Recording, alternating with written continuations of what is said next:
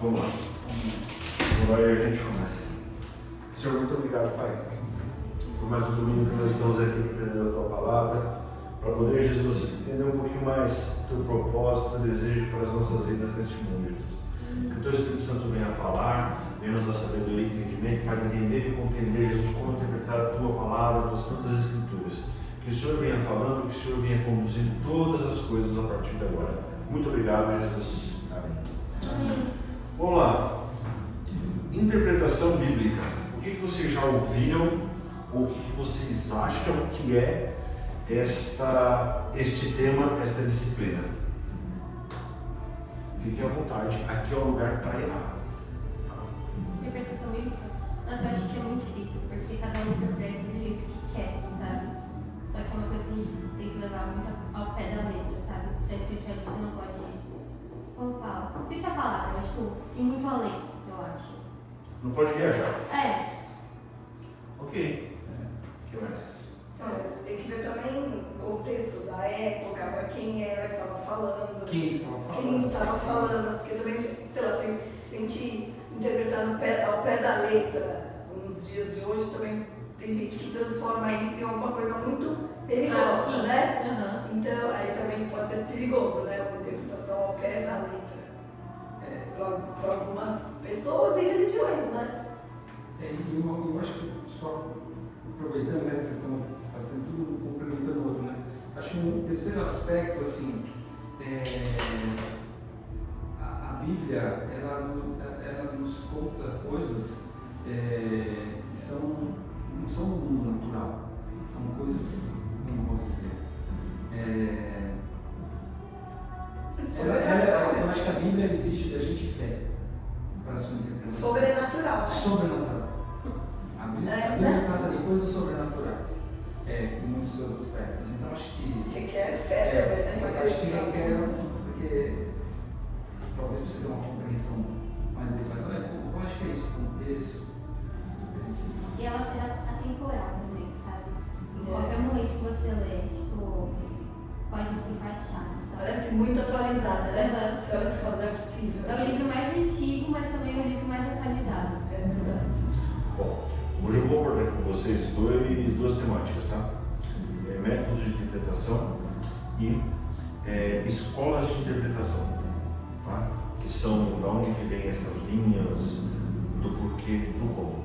O que é importante a gente saber? Primeiro, nós já falamos que a Bíblia ela é inerrante, né? Que até falamos já sobre a infalibilidade da Bíblia, né? Que ela é fiel, que ela é a palavra de Deus e ela é a autoridade para isso, tá? Quando a gente fala de interpretação, uma frase que é muito comumente utilizada é: a Bíblia explica a Bíblia. A Bíblia precisa ser olhada como um todo, não em partes isoladas.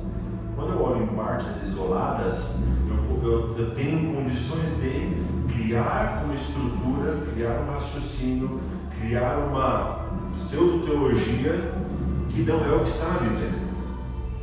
E é aí que muitas pessoas se perdem. É aí que nascem muitas denominações. É aí que nascem algumas religiões, até, por causa de um erro de interpretação bíblica. Tá? Como que a gente faz para ter segurança da interpretação, do como, do que, né? Tem métodos que são reconhecidos já há séculos de como se fazer isso. Tá? Tem uma outra frase que eu não faço ideia de quem foi que falou, mas que diz assim, que nada se cria, tudo se copia. E tem uma outra frase que diz que tudo que você quiser aprender, alguém Já criou. já escreveu um livro. Já escreveu o livro. Já escreveu um livro. Então assim, tem coisas que a gente vê hoje, as pessoas discutindo, e se elas tivessem um pouquinho de formação teológica, não é uma especialização, mas um pouquinho de conhecimento de EBD, Escola Bíblica Dominical, daria para se ter uma percepção diferente. Daria para se ver que já discutiu isso no século II, no século VI, no século VIII, e está discutindo o que agora aqui? Já passou essa fase. Né? Eu digo o seguinte, vocês comentaram que já tem muitos anos que estão casados, né? Eu estou casado vai fazer 13 anos. Se vocês olharem para um casal novo, que casou há 2 anos, 3 anos, vocês vão ver coisas que para eles é novidade, é uma crise, é um monstro, é um bicho de 7 cabeças, e para vocês, porque vocês já passaram por essa, com habilidade, levaram ali umas pancadas ou não, mas tem maturidade para tratar aquilo. Sim. Quando a gente vem para a igreja, quando a gente aprende, quando a gente participa da EBD e a gente aprende esses fundamentos, aprende sobre isso, a gente não se deixa levar por qualquer charlatão ou por qualquer pessoa que às vezes simplesmente é desinformada naquilo que ela está pregando, naquilo que ela está falando. Tá? Então a ideia é dar um alicerce aqui, uma base, fazer um overview para que vocês consigam distinguir e entender essas situações. Ok? Bom, sobre os modelos de interpretação, nós temos dois modelos, nós temos dois métodos que são os mais discutidos, que é o método histórico-gramatical, que é o que no geral as igrejas protestantes utilizam. Ele foi utilizado lá na Reforma Protestante, tá? E tem o método histórico-crítico, tá? No método histórico-crítico, ele é um pouco mais frio, e aí ele coloca a Bíblia no mesmo patamar que uma obra literária de Shakespeare, uma obra literária, sei lá, de qualquer outro livro aí de história, tá? E sobre as escolas de interpretação, nós vamos falar sobre a escola de Alexandria e a escola de Antioquia na Síria, que de lá vieram as duas principais vertentes de interpretação bíblica. Aí teve um problema, voltou e voltou de novo a ser uma outra, o mesmo entendimento, tá? Então, eu vou tentar fazer um paralelo aqui rapidinho entre o modelo, o método histórico-gramatical e o método histórico-crítico, tá? No método histórico-gramatical, os princípios elementares do método foram utilizados desde o início do registro das Escrituras, tanto no Antigo quanto no Novo Testamento. O que é esse critério, esse método histórico-gramatical? Beleza. Quando acontece lá, por exemplo, Moisés está citando Gênesis, Moisés está escrevendo Gênesis, ou quando Davi está escrevendo um salmo, o que ele olha? Ele olha a estrutura gramatical e ele olha de forma literal o texto, e aí é importante fazer uma ressalva aqui. Tem uma pequena diferença entre literal e literalismo. Tá? O que é literal? Se eu estou lendo uma parábola, eu tenho que ler como uma parábola. Se eu estou lendo um texto científico, eu tenho que ler como um texto científico. Entende? Não dá para eu ler uma poesia como um texto científico, não dá para ler um texto científico como uma poesia. Eu preciso entender o gênero gramatical daquilo. Isso é ler de forma literal e não literalista. O literalista é o preto no branco sem inteligência, né? Tem Jesus fala assim, por exemplo, eu sou a porta. De forma literal, você entende que isso é uma metáfora. De forma literalista, você está dizendo que Jesus é uma porta. Um objeto. Um objeto. Tá? Então, quando a gente falar aqui, nesta sala, neste momento, de literal, é literal, gramatical. Né? Então, assim, qual que era o contexto histórico daquele momento, daquela passagem? Quem era o autor? Quem era o interlocutor? Quem era o receptor daquela mensagem? Isso faz diferença. Por exemplo, a gente estava no aniversário esses dias, com esse casal aqui bonitinho que chegou, e aí imagina alguém me vendo sem conhecer. Pretinha, vem aqui. Falando com a Simone, minha esposa, que é mais branca que essa parede. Mas é uma forma carinhosa que eu chamo ela. No mundo de hoje, com tanto mimimi que existe por aí, alguém poderia falar que eu estava sendo preconceituoso, racista, discriminatório, só porque ela é pretinha, e não tem nada a ver com a questão de cor, de raça. É só uma forma carinhosa que eu conheço ela. Mas se isso fosse escrito há, sei lá, 1500 anos atrás, precisaria de que alguém olhasse este contexto, o que aconteceu naquele momento, quem estava falando, quem era o público e qual era esse cenário, aquele momento do tempo, para saber do que eu estava falando. Né? Quando a gente fala de Bíblia, interpretação bíblica, não é diferente. se eu não sei o que estava acontecendo com aquele povo, com aquela nação, se eu não sei qual que é a política que estava acontecendo naquele momento, se eu não sei a filosofia, se eu não sei quais eram as influências do mundo naquela época, eu não tenho como avaliar o que está sendo escrito ali. Aí você deve estar pensando assim, poxa, então peraí, para a gente poder interpretar a Bíblia, nós precisamos ter uma baita de uma formação lá na língua hebraica, no grego, no aramaico? Quase. A vantagem é que tem pessoas que já dedicaram um tempo para fazer isso e já entenderam isso tudo de forma mastigada. E mastigada não no sentido de faz aqui porque eu sou autoridade, eu estou mandando e está certo. Não, tem um método. Como que a gente aprende matemática? Não é porque a professora falou que o resultado é aquilo. Ela te ensina como fazer o cálculo. Ela te ensina a fórmula. E se você aplicar aquela mesma fórmula 300 vezes e eu também, da forma correta, nós vamos chegar no mesmo resultado. Então, quando a gente fala de metodologia, quando a gente fala de processo, a gente está fazendo com que, não importa se é A, B, C ou D, não importa. E não importa o momento no tempo.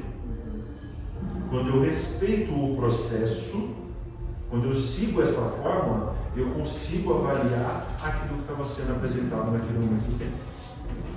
E aí eu consigo ter compreensão para aquilo que está lá. Eu não vou entrar nos detalhes, mas algumas coisas aí que eu estou pensando. Mas quando a gente tem a reforma protestante, uma das coisas que é trabalhada é só as escrituras. E talvez hoje, para vocês aqui, vocês não façam ideia do porquê esse é um dos principais valores ali, ó, só as escrituras. Quando a gente olha o contexto histórico do que estava acontecendo naquele momento do tempo, o só a escritura faz um sentido que vocês não têm noção. É a questão dos 3 tópicos, né? A doutrina da igreja, o que a igreja católica seguia, o que o Papa falava nas escrituras, não era? Também, mas aí eu sou da área de TI. Na área de TI nós temos um framework que se chama ITIL. Dentro do ITIL, infraestrutura de tecnologia, biblioteca, infraestrutura de tecnologia de informação, alguma coisa assim. Tem uma disciplina chamada gestão de problemas. Que eu sei que em gestão, planejamento estratégico, tem os 5 porquês. Né? Isso não era o problema. Isso era uma consequência de um outro problema. Então, em vez de entrar aqui no mérito das teorias com vocês, eu preferi focar na raiz, aonde tudo começou. Estou voltando lá no Gênesis, onde começou toda essa igreja. Mas não é no Gênesis, nesse caso.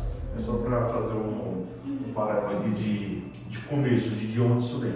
Tá? Até porque hoje na Igreja Católica isso continua existindo. Essa divisão dos poderes. Tipo, se o Papa e a tradição da Igreja concordam em algo e a Bíblia não, os dois juntos têm poder de ter um peso maior sobre aquela decisão. Então isso ainda permanece hoje na Igreja Católica. Eles estão meio que acompanhando sinocidade, alguém viu sobre isso? Estão querendo a teoria da libertação, estão querendo dar uma mexida nessa estrutura, né? Que também está bem perigoso o negócio. Dando uma acompanhada e... Que é uma estrutura que, tipo, é isso, assim, os próprios católicos questionam muito isso que acontece. Sim, Mas é uma coisa que tem um permanece. lado bom, mas também tem a gente que frequentou, tinha toda uma orientação que a gente achava que era válida, porque assim não fica falando coisas que não são pertinentes, mas por outro lado fica só preso naquilo. Né? Fala que segura a Bíblia, né? Que é a autoridade sobre todas as É coisas. isso, E foge da palavra. E foge da palavra. Exatamente. Porque se o Papa e a tradição forem para a direita, mas a Bíblia vai para a esquerda, não há discussão disso. A Bíblia vai para a esquerda, nós seguimos a Bíblia, né? Isso, Essa é a grande questão. Fica muito Tem um pequeno detalhe. Vocês falaram, está correto. Tem só um porém. Eu vou contar uma historinha aqui muito rápida. Eu não posso repetir. E se algum de vocês já souberem, me avisa antes. Tem um carrinho, todo de preto, parado no meio da rua. As luzes dos postes estão apagadas. A luz e as estrelas não estão no céu. De repente vem um carro também que foram apagado. Quando está chegando perto dele, ele consegue desviar. Com exceção de você, alguém já conhece essa história? Com exceção de vocês, me expliquem como. Não tem nada de sobrenatural aí. Não posso repetir. Não, isso é como o cara conseguiu desviar. É isso. Ele tem falado? Não, tá tudo apagado. Tá tudo apagado, tá tudo escuro, não tem luz Opa! nenhuma. Quem falou que é escuro? Ah. Era de dia. Ah, Qual que é a moral da história, né? A pegadinha. É que vocês, acho que a maioria, se não todos, partiu do pressuposto de que tá escuro. Estava à noite. É. estava Tá escuro. tudo apagado, né? É, Então, estava logo escuro. já tá A escuro. partir deste princípio, a partir desta premissa, sabe quando vocês vão chegar na resposta certa? Nunca. Nunca. É. A questão é, o que está sendo... Não? Não entendi. Ah, Ela tem um poder para discordar. Não, Não, mas não também. o que acontece? Isso vale para casamento, vale para profissão, carreira, estudo, igreja, Bíblia, para tudo. Não adianta você querer discutir o passo 5, 7, 8. Você entendeu primeiro. O primeiro está errado. É verdade. Sim. Então, às vezes, nós temos uma base. Nós partimos desse ponto.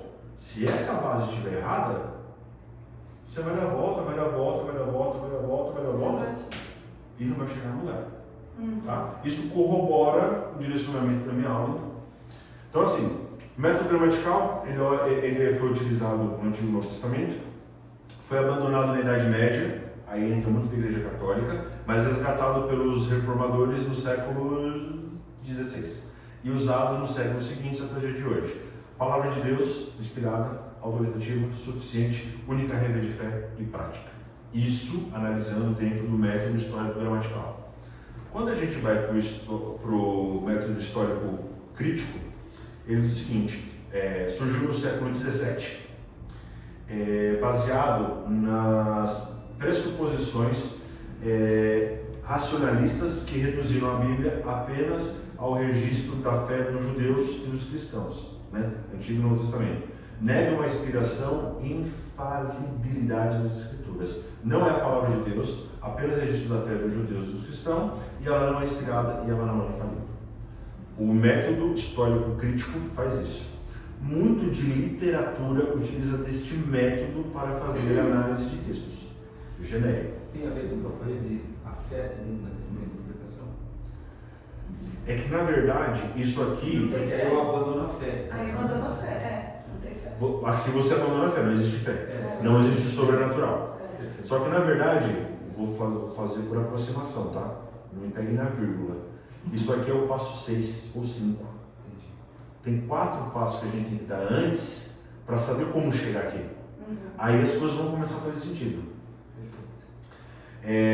História gramatical tem somente um sentido natural e óbvio. Não tem variações. Não tem interpretação. Tem entendimento. Entendimento. Eu não posso ficar fazendo alegorias, que é uma coisa que a gente vai falar aqui daqui a pouquinho. Né? Pretendido pelo autor e escrito dentro de um contexto histórico. Foi inspirado pelo Espírito Santo, é um livro divino e humano. Tá? Os pontos centrais são claros a todos, não precisa você ser um erudito, conhecer diversas técnicas e línguas para você conseguir entender o que está escrito ali. Tá? O ler e entender. Aí, eu faço mais um outro parêntese. Nós vamos tomar cuidado, e eu não estou criticando A, B ou C, que, deixa eu ver se eu vou lembrar as palavras.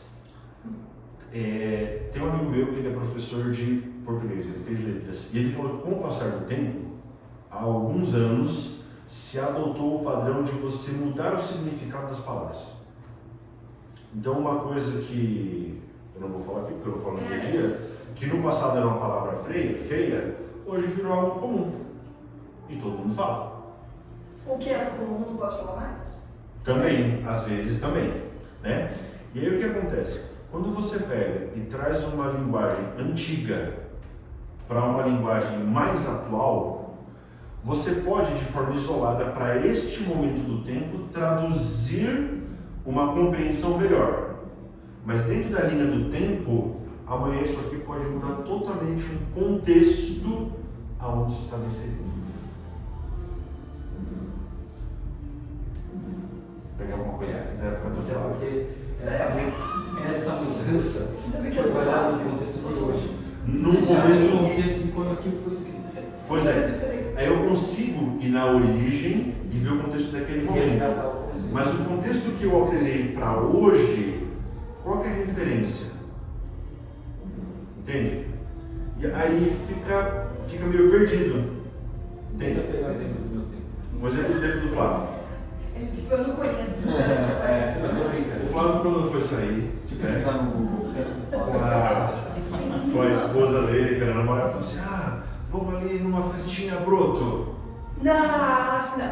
Sério, meu pai. Do seu pai? Você foi muito mais pra trás. Foi muito mais pra trás. Você exagerou no tempo. Meu pai tem 70 anos. Ok, Eu tenho gatinhas. Linda, Bertinho. Nossa, não sei. Olha que Mas ó, tem que ter um conhecimento adicional. Né? Mas assim, isso talvez numa Bíblia na década de 70 fizesse sentido. Hoje não. Mas se isso mudou do original para a década de 70, depois para a década de 90, depois dos anos 2000, 2020, você acaba fazendo meio que uma salada de fruta ali agridoce. Aí fica meio difícil de interpretar. Não estou dizendo que é errado, mas eu particularmente não curto muito a ideia das linguagens nos dias de hoje, nova linguagem NTLH, Que mensagem não é uma né? Porque a palavra, agora eu vou dar um exemplo assertivo.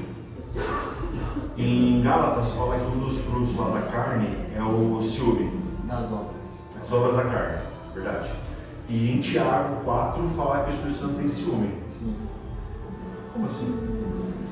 No original lá no grego são duas palavras distintas. Aqui é ciúme no sentido de querer algo que não é meu, possessivo. Aqui é ciúme no sentido de zelo.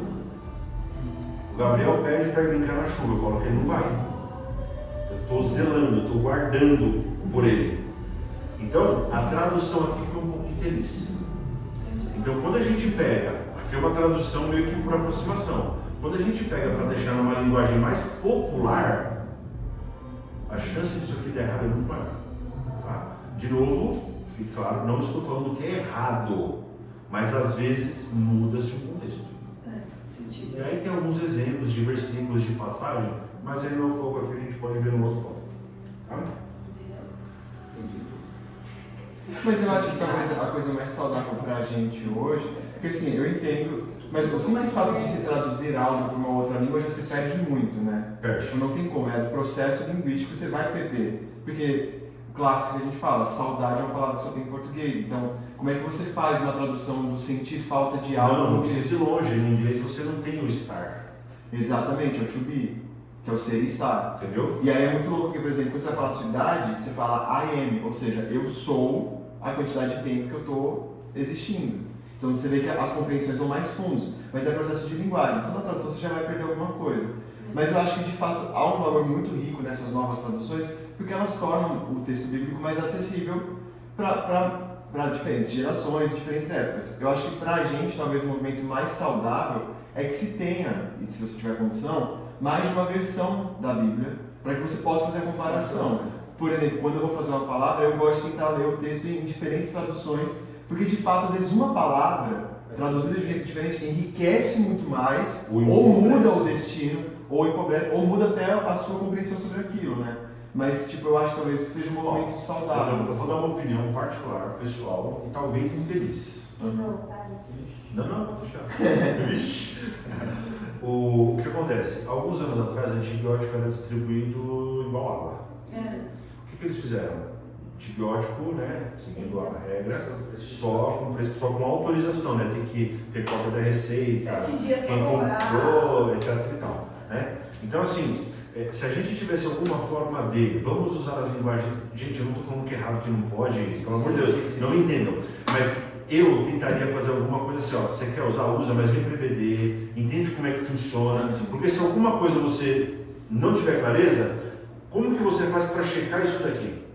E muitas vezes não saber como checar, se assume que isso aqui é verdade. Sim. E se esse princípio estiver equivocado, não é nem errado, é equivocado, daqui para frente decisões podem ser tomadas através de informações equivocadas. Total. Tá claro. Tá?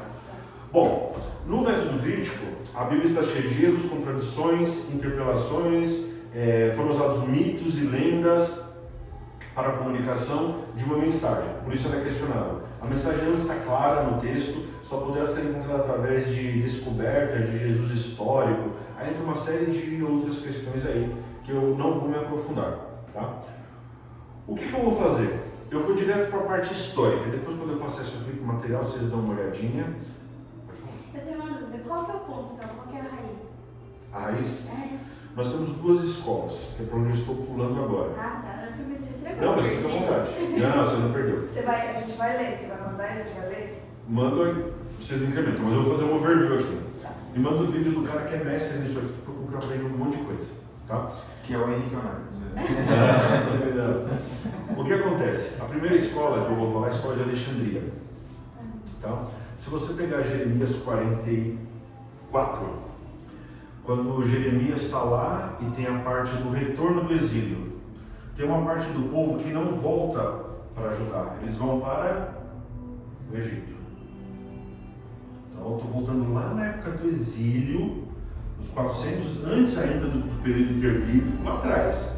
Jeremias, Esdras, Neemias, é nesse momento do tempo que nós estamos, pós-período de cativeiro do povo judeu.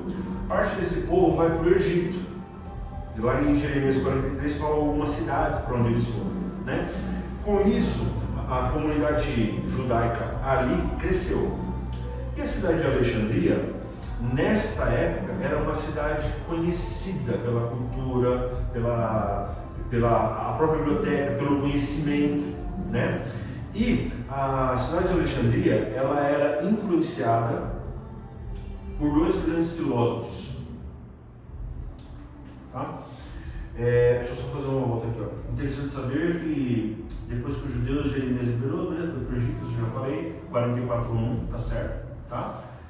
Tinha uma colônia forte de judeus em Alexandria e era um centro cultural e conhecimento do mundo.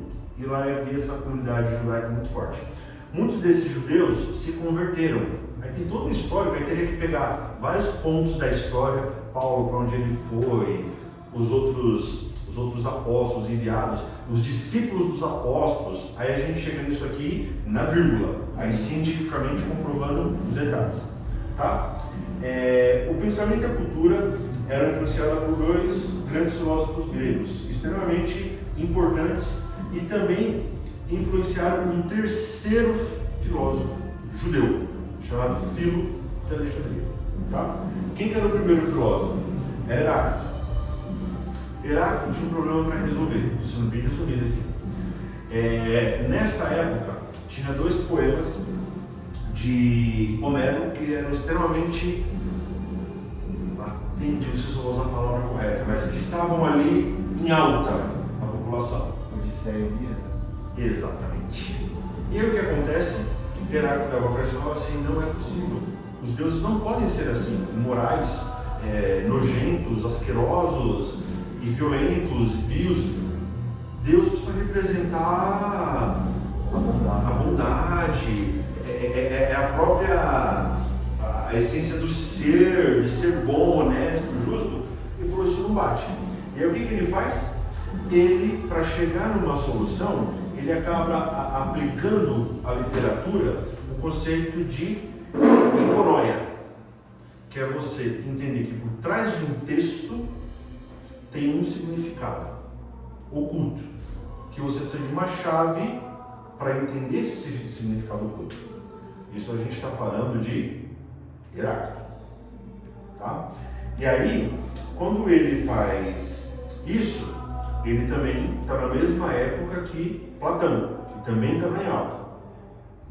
Platão, ele dividiu a realidade em dois planos: plano superior e plano inferior. Tudo que está no plano superior é o perfeito, é o ideal, é o bom. Tudo que está no plano inferior é a realidade, é um reflexo do que está no outro plano, e isso aqui é capenga.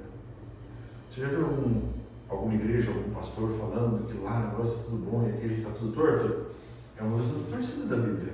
Não é bem assim que a Bíblia fala, né? Às vezes a pessoa deve estar pregando, achando, às vezes pode até fazer sentido uma colocação, uma aplicação, mas não dá para dizer que isso é a origem, é o fundamento, é o objetivo do texto bíblico. Isso tem que estar claro. Eu posso pegar aqui qualquer passagem do Antigo Testamento, do Novo Testamento, e fazer uma aplicação prática para a minha vida hoje. Posso, para de vocês. Mas eu não posso dizer que o objetivo do texto Era lá isso. atrás era esse. É aí que algumas coisas começam a acontecer errado. Aí, o que acontece? Tudo que é material, perceptível, você pode tocar, ver, cheirar, é um reflexo imperfeito da realidade perfeita que está no mundo das ideias. Não, é que agora encaixou. Agora encaixou. Ele é dono das ideias, Exatamente. E aí, isso é o platonismo. É. Aí o que acontece? Nós vamos chegar agora num terceiro filósofo, que é o Filo de Alexandria. Filo, não Filo. Filo. Era um filósofo judeu. E ele era uma pessoa que era dedicada ao judaísmo, que era o que ele valorizava. A palavra de Deus e tudo mais. Só que ele tinha duas paixões, ele tinha dois heróis na vida dele. Um era Moisés e o outro era Platão. Um pé na igreja e um pé no mundo. O que ele fez?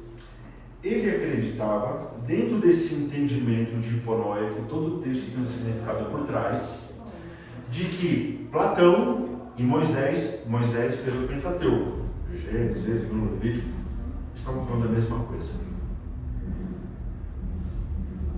E aí ele conseguiu dizer o seguinte, é que eu vou ler aqui, gente. Ele Tem uma lógica. como é que eu posso dizer? Eu não sei se a palavra certa é lógica. Fugiu a palavra. Acho que é lógica. Tem um raciocínio por trás Tem um dele. raciocínio. Ele conseguiu fazer uma conexão que é possível. Se está certo, é outro caminho. A questão da possibilidade, de novo, eu me expondo aqui, isso está sendo gravado. Tudo que está no campo da arte, a capacidade criativa, ela tende ao infinito. A liberdade poética. Quando a gente fala de alegoria, que é o que prega a escola de Alexandria, assim, a sua forma de interpretar pode ser uma e a minha pode ser outra. Então, esta lógica, aí a gente consegue corroborar um negócio que existia lá naquela época, que existia a minha verdade e a sua verdade, não existe uma verdade absoluta. Isso era lá no século II? Não, isso está acontecendo hoje. Eu ia falar, mas Isso é hoje. Isso é do século II, mas hoje em dia está Pensado lá, mas tá vindo. ele falou lá no Não, é o agora. É o relativismo, né? Então o que ele faz? Assim, ó, a criação e a queda do homem, Gênesis 2 e 3, Deus tomou o poder dos sentidos externos, Eva, mundo físico, e conduziu a mente de Adão. Esse poder é sempre ameaçado pelo prazer, que é a serpente. E a promessa messiânica, este te ferirá a cabeça e tu lhe ferirás o calcanhar, Gênesis 3,15, é interpretada como Deus dizendo ao prazer, a serpente, que a mente do homem vai vigiá-lo em troca de prazer, da serpente. Paz. Pode ir. Rebobinar. Essa é a minha época. Pense o seguinte, Rebobina isso. pense assim, mas imagina pegar isso daqui. Para conseguir fazer isso, eu já vou repetir, tinha que ser uma pessoa com uma cabeça literalmente de outro mundo. Não era para qualquer ser humano. Sem contar que naquela época, a grande massa não tinha ensino, educação, etc e tal, né? Vamos lá. Criação. Deus tomou os poderes do sentido, isso representa Eva. Eva é uma figura, ela não é real. E aí o que acontece? E conduziu a mente de Adão. Adão era real, Adão era homem. Ou seja, lá no platonismo, tudo que está no mundo das ideias é bom, e no mundo físico é uma versão deturpada. E é como se o poder é sempre ameaçado pelo prazer, que é a serpente. Aí a serpente, a promessa messiânica, este ferirá a cabeça e tu lhe ferirás o calcanhar, é interpretado por Filo de Alexandria, tá? Como se fosse Deus, como Deus dizendo ao prazer, a serpente é o prazer, que a mente, que é o homem, que é o mundo perfeito, o mundo das ideias, vai vigiá-lo, e que em troca, o prazer, a serpente, vai atacar a mente do homem, oferecendo-lhe os prazeres mais básicos. Isso seria de morder o calcanhar. Todo homem está suscetível por causa dos seus prazeres. Eu sou um homem bom, mas quando eu vi aquela mulher, ou quando eu vi aquela oportunidade de levar uma vantagem, aí eu cedi. Dentro do platonismo isso faz sentido. mas não tem nada a ver com o que está escrito em Gênesis. É, porque Gênesis é uma promessa real de Jesus destruindo. Mas para eles, naquele momento, tinha essa visão alegórica de se ler as coisas, influenciado por esses dois grandes pensadores da época, eles desenvolveram isso daqui. Eles não achavam que o Messias viria, por exemplo. É que naquela época, o Messias, o Cristo, ainda era questionável. Tinha quem cria e tinha quem não cria. É que assim, para Platão e para Heráclito. para Heráclito, eles não estão nem nessa discussão Não religiosa. não. Essa é uma discussão Não, mas eu tô filosófica. falando do filo. É que o filo vai ser contaminado pelo É que o pensamento dos filho é mais ou dois. menos assim, ó. Uma vez eu fiz isso aqui é fato, né? Não estava gravado, agora vai ficar. Eu dei uma aula, a primeira aula de Novo Testamento, a gente falou sobre a plenitude dos tempos. Qual foi a analogia que eu fiz, fazendo uma versão em QHL, XPTO, né? Eu falei, pensa nos Vingadores, são vários filmes, vários atores, vários heróis, em vários momentos diferentes do tempo. E chega um momento que todos eles se juntam para o ápice. Isso é o Novo Testamento, é quando Jesus chega. Foi tudo orquestrado para chegar naquele momento.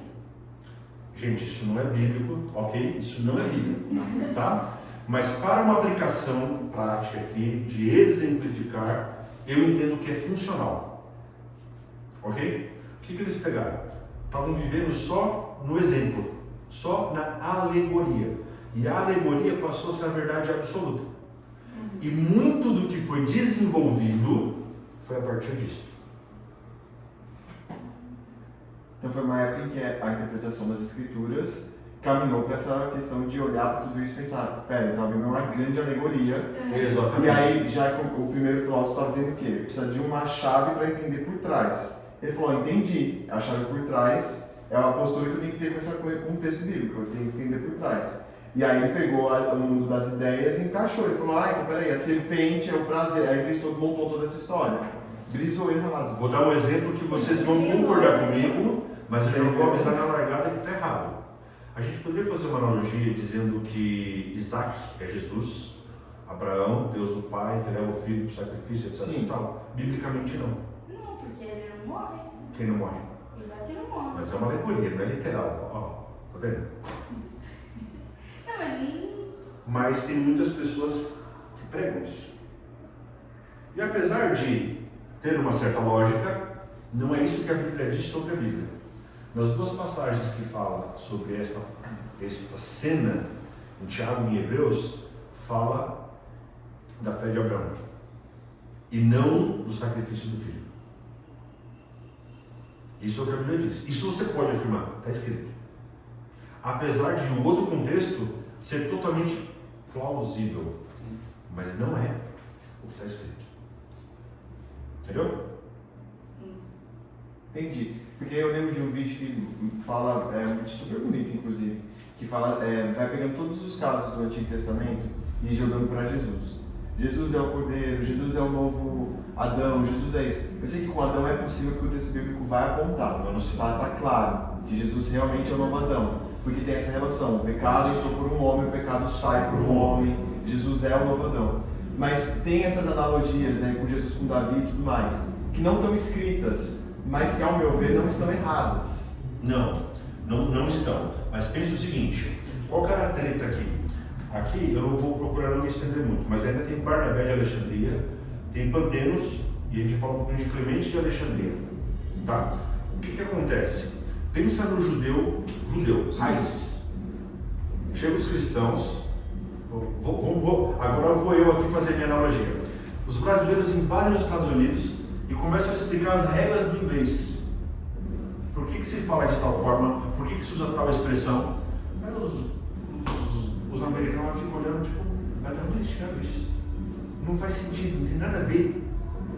Era isso que estava acontecendo. Chegou um povo novo, literalmente gentil, estrangeiro, literalmente, e dizendo coisas sobre a minha história, eu judeu, que não fazem sentido, que não está escrito. Você tirou da sua cabeça. Mas ainda tem um ponto. Porque para o povo judeu também a história que eles contam não faz sentido, porque eles não estão com uma segunda parte final. Pense que eles estão com uma parte que se completa em Jesus. Então, tudo bem, eu entendo que de fato o Vamos pegar só o Torá. Vamos pegar só o Antigo Testamento. Não estamos falando da Bíblia inteira. Quando a gente fala do Antigo Testamento, o judeu conhecia aquilo de trás para frente, de frente para trás. Era disso aqui que eles estavam falando. Mas aonde? Tem uma passagem, agora eu não vou lembrar. Quando o profeta Isaías fala que ele virá como cordeiro. Não. Jeremias. Quando ele fala do príncipe que vai nascer e etc e tal. Isaías 52 ou 55? Eu acho que É Isaías 50 alguma coisa. Né? E ele fala assim, olha, e ele será Pai da eternidade, príncipe da paz, conselheiro, blá, blá, blá. O filho do rei estava nascendo. Literal. Se você pegar só o Antigo Testamento, aquilo é um acontecimento numa análise histórico-crítica, está falando do príncipe que está nascendo. Só quando chega lá no Novo Testamento, que Jesus vem, aí é possível você entender que estava sendo profetizado já no futuro que seria Jesus. Mas é por isso que os judeus não têm também a compreensão fechada das coisas, porque eles têm a parte... Não da Bíblia. Mas se você tirar o Novo Testamento um pouquinho, só para a gente desenvolver o raciocínio, tá? Não estou defendendo a ideia. Mas tem também isso mesmo. Muitos dos profetas que eram validados pelos judeus, é justamente isso, estavam apontando para o Messias. Então, para mim, no final, a gente tem que tomar cuidado com a interpretação, mas eles também não têm um negócio fechado, porque falta uma parte para eles que é fundamental. Perfeito. E aí, neste bolo, o que acontece? Teve um cara, Pantenos, ele criou... O pantonismo. Não. Pantenos, ele fundou uma escola de catequese em Alexandria, seria o próximo ao EBD, para ensinar o método alegórico. Como faz essas amarrações, que a serpente era o prazer e a mulher era a fraqueza do homem, isso não é certo fundamento, mas tudo bem.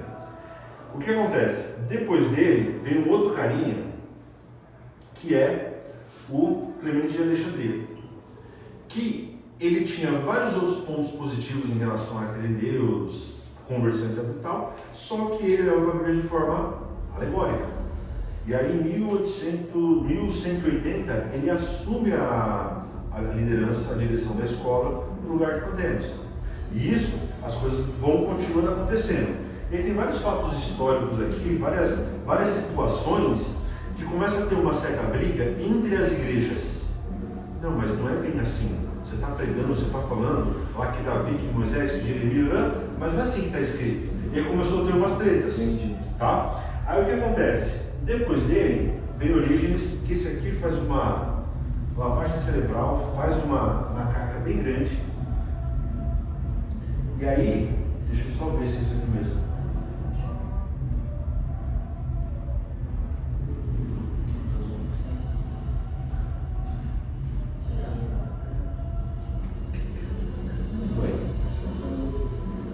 Só na alegoria?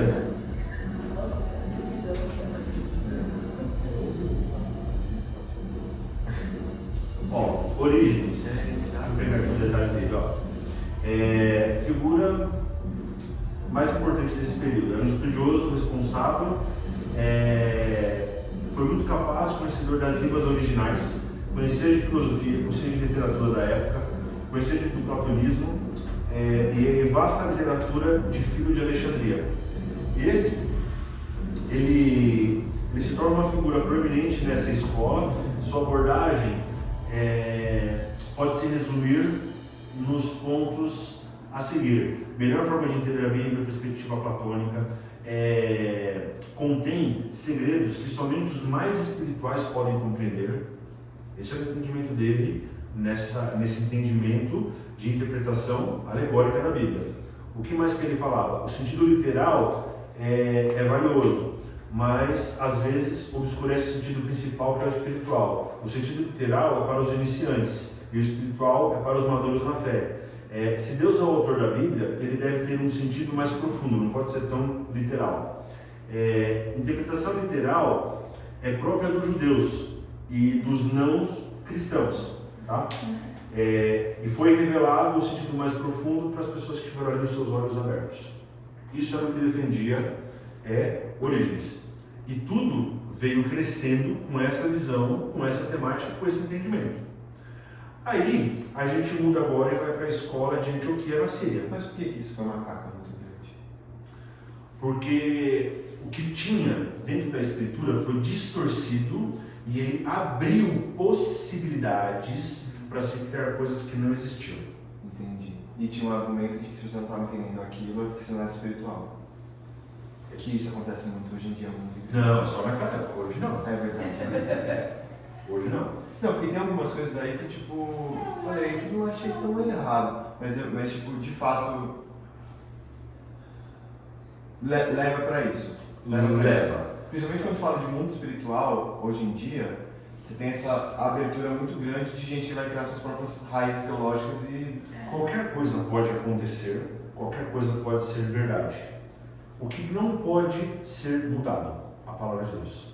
Quando você pega um texto que está claro, objetivo, e você coloca ali entendimento que está totalmente fora do contexto, aí nós temos um problema. A minha experiência com Deus, a sua experiência com Deus, aquilo que Deus fez comigo, o que Deus fez com você, Deus continua agindo. O fato de ter registrado na Bíblia o que aconteceu com Davi e não estar registrado na Bíblia o que acontece comigo, com você, não torna essa experiência menos valiosa. Sim, fato. Né? Mas o que a gente não pode, e esse modelo, é pegar a minha experiência, olhar para a Bíblia e criar uma teologia em cima disso. Sim. Aí eu vou ter que atualizar a Bíblia, vocês entendem? Não, tem muita igreja que é muito pautada e presa às experiências do pastor. E a experiência do pastor vira a doutrina daquela igreja. A própria questão de, você só tem o batismo do Espírito Santo se você fala em línguas. Exatamente. Ixi, eu concordo. Não. Eu não concordo, mas veio na minha cabeça uma cena de uma discussão que teve. Não concordo. Eu já fui batizado no Espírito Santo, foi um dos melhores momentos da minha vida e eu nunca falei línguas. É porque línguas é um dom, né? Que pode ser derramado no batismo, mas... Lê, você quer explicar qual a diferença do batismo do Espírito Santo e do batismo normal? A explicação não é rápida. Pode deixar para uma outra aula, para mim eu explico. É porque aqui tem um assunto interessante que eu quero falar. Não, tá. 20 minutos. Mas a gente traz o tema. Tá? O que acontece? Na escola de Alexandria, o que acontece? Tinha um teólogo cristão, renomado, extremamente erudito, que começou uma tradição de estudos bíblicos. Começou uma outra EBD, tá? Erudição do conhecimento das línguas originais. É atribuída a esta pessoa a primeira recensão feita do texto grego, mas isso não há provas. Eu estou falando aqui de Luciano de Samosata. Já ouviu falar desse nome? Subirá?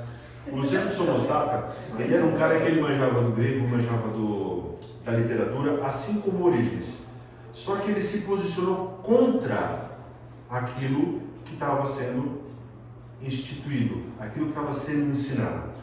O que ele faz? Imagina o seguinte, tem coisas que de vez em quando não passam pela nossa cabeça. Mas nessa época não existia impressora, não existia prensa.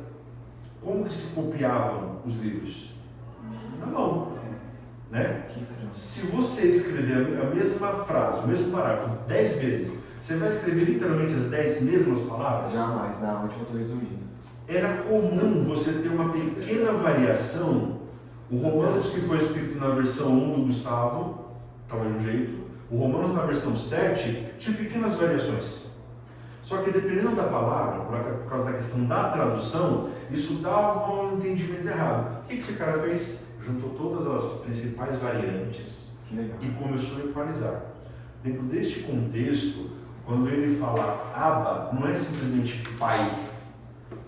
Tem esse significado. Então, a variante 35 é a mais adequada. E ele foi compilando. É um trampo. Né? Então, o cara não era fraco. Isso aqui hoje eu acabei de explicar para vocês. Dedicou a vida mesmo. É atribuído a ele, tá? A Luciano de Samosata, mas não nos tem evidência. Esse licenciamento do século IV, que fez um trabalho de crítica textual e harmonizou o texto do grego. Isso deu origem ao que é conhecido como texto majoritário. Esse texto majoritário, ele serviu de base para escrever a Bíblia Almeida Corrigida, Almeida Fiel e a King James. Lembra que eu falei que a gente ia voltar lá nas origens, certo? Então, esse texto deu origem para essas 3 Bíblias. O que acontece? Na Reforma, houve uma tentativa de harmonizar o texto. Inclusive, Erasmo de Roterdã, apesar de ser um católico, ele era simpatizante das ideias da Reforma. Tá? E aí, ele participou da construção de um texto, da produção de um texto que serviu de base para King James e outras Bíblias. Isso, estou falando de pessoas que estudavam a questão da gramática, do contexto histórico, político, geografia, de todo esse contexto, para fazer uma interpretação um pouco mais assertiva. E não só um texto alegórico, que quem era, da maçã, do prazer, do plano físico, plano metafísico, e tem toda essa discussão. Tá? Então, ele começa a ir numa linha totalmente diferente da escola de Alexandria. A alegoria, ele é que vem para uma análise contextual, um pouco diferenciada. Tá? Desse primeiro trabalho que ele fez do texto grego para o que foi utilizado, e de vez em quando tem algumas discussões, tem uma variação de 4 ou 5%, mas não é algo que gere um conflito de entendimento, que dê uma interpretação errada do que está na Bíblia. Tá? Então, basicamente, o trabalho que ele começou lá é o que dá sustentação para as nossas Bíblias até o dia de hoje. Tá? Qual que é a relevância dele? Ele fundou uma escola de estudos bíblicos, né? E conscientemente se opôs ao método de Alexandria. Tá? Essa escola, ele declarou, né, será uma alternativa e ela irá combater o método alegórico. Eu estou nascendo para ser resistência. Essa escola vai fazer exatamente o contrário do que está acontecendo lá do outro lado. Tá? E aí começa esse movimento. Em muitos sentidos, essa escola de Antioquia, fundada por Luciano de Somesata, foi a precursora do tipo de interpretação adotada pelos reformadores. E eles tinham o mesmo método de interpretação bíblica, que é muito similar ao implementado por Luciano em Antioquia. Por isso que ficou conhecido como de Alexandria e de Antioquia, que era da onde era o Luciano de Samosata. Tá? Aí, os principais representantes, Deodoro de Tarso, João Crisóstomo e Teodoro de Mapsuestia, não sei se eu falei certo. Tá? Muitos reformadores trabalharam a partir desses textos, a partir destes trabalhos. Só que, o que acontece? Quais eram os princípios dessa interpretação? Sensibilidade e atenção ao sentido literal do texto. E aí, só para reforçar, quando a gente fala de literal, é o que a literatura, a gramática, o contexto histórico fala daquilo, e não a literalidade. Não sei se eu usei a palavra correta agora, literalismo, né? Aí eu dei o exemplo aqui falando, eu sou a porta, mas Jesus não é uma porta. Entende-se, se você analisar de literatura, que ele está fazendo uma metáfora. Isso é analisar de forma literal. Então ele defendia o quê? Que precisaria de sensibilidade e atenção ao sentido do texto literal. O que o texto está querendo dizer? Quem era o público? Quem está falando? Qual era o momento histórico? O que estava acontecendo naquele momento? Segundo, buscava determinar a intenção do autor. Quando você busca determinar a intenção do autor, você tinha que ter um vasto conhecimento de história, de filosofia, de política, de geografia. Então, para você poder montar isso daqui, para você poder defender essa ideia, não dava para ser alguém, naquela época no YouTube, né, que você vai lá, assiste um vídeo de 5 minutos e se torna mestre em determinado assunto. Hoje muita gente faz isso, né? Então, eram pessoas que estavam mergulhadas nisso há anos, foram vidas dedicadas a fazer isso, esse tipo de trabalho, né? E aí o que acontece? Nessa do primeiro ponto, que é o sentido de atenção, tem essa diferença de literalidade. O segundo, buscar determinar, significa dizer que a pessoa precisaria estudar muito, não é estudar pouco. Aí você vai olhar qual é o contexto histórico, isso eu já falei para vocês. Tá? Para esse ponto, tinha uma certa questão em relação à profecia que até hoje não tem uma definição. É o exemplo que eu falei de Jeremias, por exemplo. Isaías. Né? ele estava falando do filho do rei ou ele estava falando de Jesus? Tem um item na disciplina que eles desenvolveram o conceito da teoria. De verdade, eu não me sinto confortável em explicar isso aqui. Não porque eu concordo ou não concordo, mas eu acho que eu não tenho domínio para dar os detalhes da forma que eles estão explicando. Eu vi bastante coisa, achei interessante, legal, mas algumas coisas eu não entendi, então eu falei assim, esse aqui eu vou deixar aqui, consta, tá lá, mas assim, é uma coisa que eu... E ainda tem discussão sobre isso, né? É como se uma das interpretações, tipo assim, não, então beleza, é o que o autor quis dizer, só isso. Mas quando fala de profecia, como quebraria a regra, aí vocês criaram uma situação nova. Mas foi isso que eles fizeram. Eles criaram um método para tentar dar conta das profecias. E como a profecia era a única coisa que ficava de fora, criou-se uma regra de exceção, que é o conceito da teoria. Essa teoria diz, em resumo, que o profeta, quando ele tinha uma visão, ele tinha a condição, a capacidade de ir lá, ver o que estava acontecendo no futuro, e voltar e aplicar no momento presente. Eu estou falando alguma coisa que encaixa aqui, mas na verdade eu estou querendo falar o que vai acontecer lá. Então, segundo essa forma de interpretar as coisas, quando Isaías está fazendo essa profecia de Jesus, ele também está encaixando com o filho do rei. Sim. Eu não concordo muito, nesse caso de Isaías. Porque o filho do rei não era nada daquilo que ele estava dando para Jesus. Tem um contexto histórico que dá para você afirmar isso. Do exílio, de que ele vai trazer a paz, porque estava vindo um tempo de guerra, de prisão. Você quer falar? Não, pode continuar, terminar.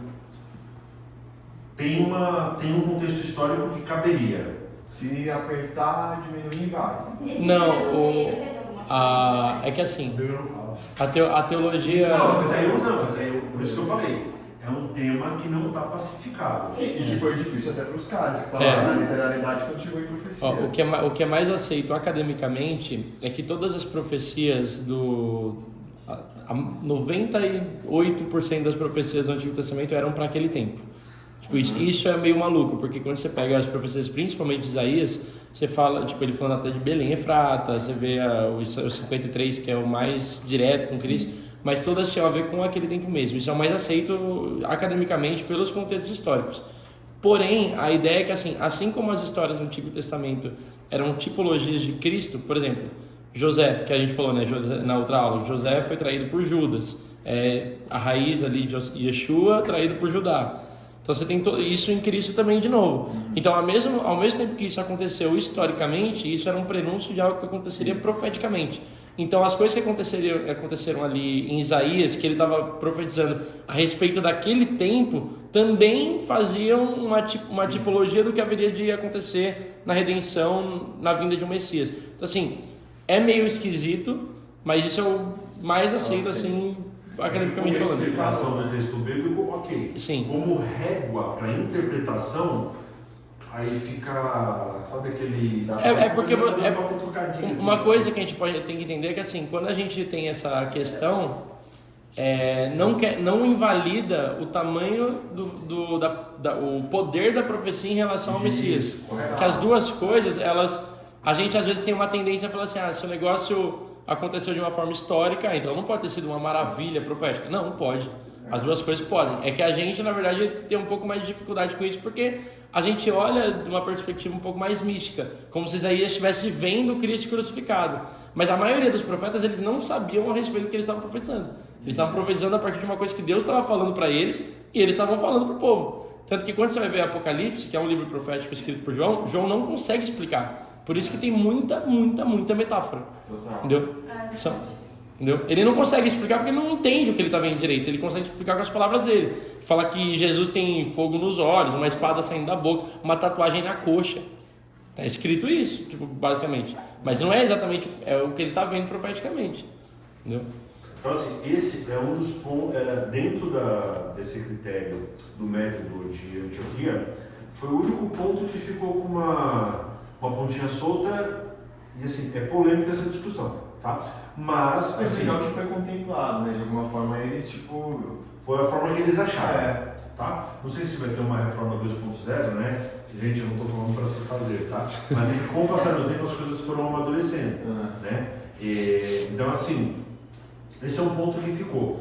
Do ponto de vista de explicação, olhando para o texto de forma ali direta, isso é questionável. Do ponto de vista de inerrância, de crer em Deus, de fé, não muda nada. Ok? Sim. Pensa assim, você está, acho que na primeira série, a professora fala assim para você, não dá para de 2 você tira 5. Aí você sai acho que da primeira série, vai para a segunda, ela te fala dos números reais. Que aí vai ficar de 2, você tira 5, fica menos 3. Como assim, professora? Então assim, nesta disciplina, neste momento, interpretação bíblica, isso é um ponto questionável. Falando de Bíblia, de Deus, não tem discussão, não tem questionamento, não tem sombra de dúvidas. Ok? O que acontece? Tiveram vários outros estudiosos que começaram a defender o critério do texto, do método de análise histórico-gramatical. Só que, à época, alguns deles também acataram outras linhas de raciocínio em outras disciplinas. Por exemplo, deixa eu pegar aqui um carinha aqui.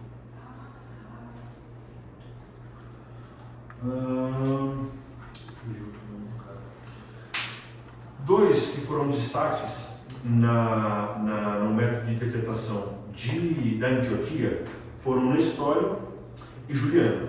Só que Nestório ele foi um grande defensor da escola de Antioquia de interpretação bíblica, mas ele trouxe um negócio considerado heresia, que Jesus era 2 personalidades diferentes, 2 pessoas diferentes. Tinha o Jesus Deus E o Jesus homem. e o Jesus homem. Nossa, brisou forte. Aí derrubaram ele. Quem que é o cara, perdão? Nestório. Como? Nestório. Nestório. Nestório. E teve Juliano, que defendia, acreditava, só que ele se juntou a Pelágio. Esse aí é os... E começou a dizer que o homem não nascia pecador, o homem não foi corrompido pelo pecado de Adão. O que a igreja fez com ele? Herege.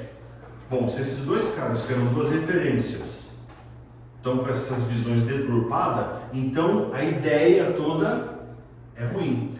Nisso a gente está no início da Idade Média, que aí eles voltam às alegorias e começam a se estabelecer diversos critérios, diversos dogmas, diversos costumes para levar as pessoas a entenderem a Deus.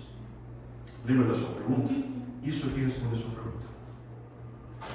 Aí depois, só lá na Reforma, teve mais um monte de coisa que aconteceu aqui no meio do caminho, que é retomado esse tipo de análise e começa a se criticar o que estava sendo feito e o que estava sendo pregado. Isso é um gap de 1000 anos, mais ou menos, 800 anos.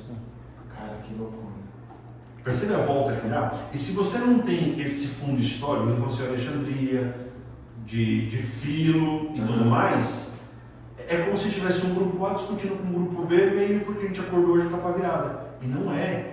Tem todo um embasamento, tem toda uma relação, tem toda uma história, tem todo um conhecimento que foi repassado e perpassado durante vários séculos para se chegar até aquilo ali. Não, e a reforma protestante ganha um impacto muito maior quando você olha para tudo que aconteceu. Tipo, o que Lutero faz é um negócio surreal, assim. Eu, como raiz pentecostais, fico imaginando um mundo espiritual quando isso está acontecendo, porque de fato, assim, estamos botando no eixo aquilo que saiu de jeito muito errado.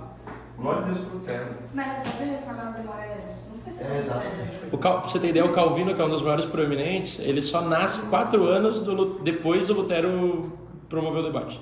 Ele nasce 4 anos depois do Lutero começar. Aí você pega um pastor pregando um monte de abobrinha e o cara é influente, o cara é famoso, o cara tá arrastando multidões. Arrastando, literalmente, arrastando pro buraco. Inferno. Inferno. Por não conhecer o básico de ler a Bíblia. Alegorias não mudam o mundo, as escrituras mudaram. Mas estão falando isso. Então, tem uma frase aqui que eu ouvi do pastor que eu gosto muito, que ele fala o seguinte, deixa eu só ver se eu acho que a gente fecha, tá? Qual o pastor? David Leonardo, brincadeira. Tô brincando. Acabou de falar. É da escola das alegorias. A cara do Leandro. Nessa escola ele dá aula, ele é diretor quase. É. E YouTube? Ó, A gente corta essa parte. Essa aula vai dar trabalho. Ou não. Ó, todas as principais questões sobre Bíblia já foram discutidas no passado. O que a gente está tentando explicar aqui? É um livro que tem mais de 2000 anos de história. Não somos os primeiros a fazer as perguntas. Foi escrito em uma língua que ninguém mais fala. Seus autores já morreram e escreveram em uma cultura que já não existe mais. Para responder perguntas que hoje em dia talvez ninguém mais seja fazendo. Rebeca. Isso é explicar a interpretação bíblica. Então assim, eu fiz um overview aqui de um consolidado. Eu tentei não ficar gastando tempo, porque o crítico, o histórico crítico, porque o histórico Eu vou radical. Pode encerrar.